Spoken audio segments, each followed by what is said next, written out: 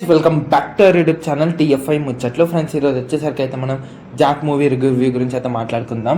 So ముందుగా వీడియోకి వెళ్ళే ముందు please like, share and subscribe to our YouTube channel. Friends, Jack movie గురించి మాట్లాడుకుంటే first past movies of Siddhu గురించి మాట్లాడుకోవాలి. టిల్లు అండ్ టిల్లు స్క్వేర్ రెండు అయితే extraordinary comedy films. And Tillu square ఏమో కానీ టిల్లు మాత్రం చాలా బాగుంటుంది డీజేడీలో. సో ఇది వచ్చేసరికి అయితే పర్ఫార్మెన్స్ ఇంకా ఇంకా ఇంకా డిప్ అయిపోయింది అనమాట. గ్రాఫ్స్ చూసుకుంటే టిల్లు డీజేటీలో వచ్చేసరికి అయితే చాలా బాగుంటుంది. అండ్ టిల్లు స్క్వేర్ డీజేటీలో కన్నా కొంచెమే తక్కువ, కానీ బాగుంటుంది. ఇదైతే మొత్తం పాతాళంలోకి వెళ్ళిపోయింది అనమాట.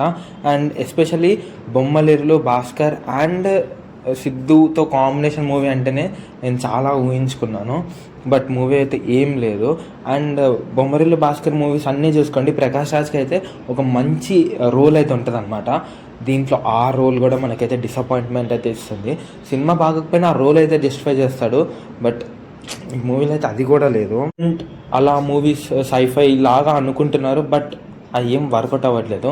అంటే ఆ క్యారెక్టర్ రైటింగ్ అయితే రావట్లేదు అనమాట.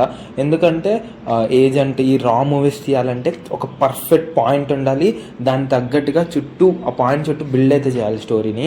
అదైతే మన తెలుగు డైరెక్టర్స్ అయితే అవ్వట్లేదు. లాస్ట్ టైం మేము చూసాం ఏజెంట్, అది కూడా చాలా బాగాలేదు. సో ఇది కూడా అలానే. అండ్ ఇది ఎలా అనుకున్నారంటే గూఢచారి, కిక్ ఇలా కామెడీ మూవీస్ని మిక్స్ చేసి మంచి అవుట్పుట్ అయితే ఇద్దాం అనుకుంటున్నారు, బట్ అదైతే కుదరలేదన్నమాట. సో అది మన తెలుగులో ఒకసారి కుదిరింది, అదే ఏజెంట్ సాయి సినిమా సాత్రేయ. అదైతే చాలా బాగుంటుంది. అటు దీన్ని ఇటు లాఫింగ్ని రెండింటిని అయితే ఎక్స్ట్రాడినరీగా బ్యాలెన్స్ అయితే చేశారు. సో అదైతే నా ఫేవరెట్ అని చెప్పుకోవచ్చు.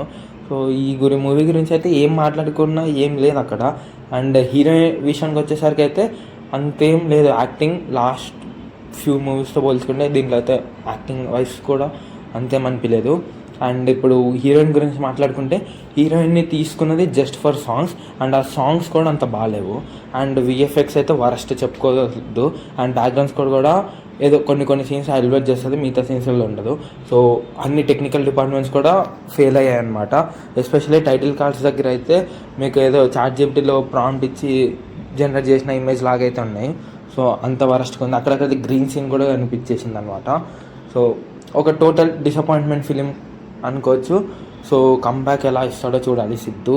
అండ్ ఈ వీక్ అయితే చాలా మూవీస్ అయితే రిలీజ్ అవుతున్నాయి. అండ్ రేపు వచ్చేసరికి అయితే ప్రదీప్ది ఒక మూవీ అయితే రిలీజ్ అవుతుంది. So please like, share and subscribe to our YouTube channel. Thanks for watching.